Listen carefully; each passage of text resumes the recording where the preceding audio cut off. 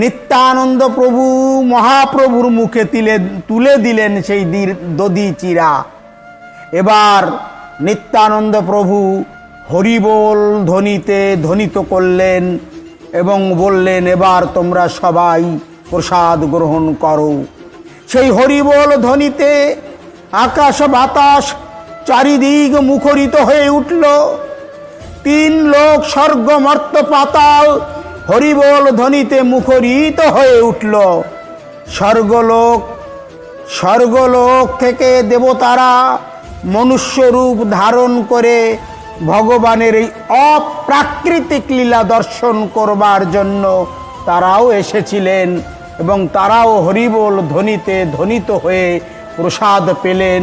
এবং মহাপ্রভু এবং নিত্যানন্দ প্রভু পাশাপাশি যে 2 আসনে বসেছিলেন, যারা ভাগ্যবান ভাগ্যবতী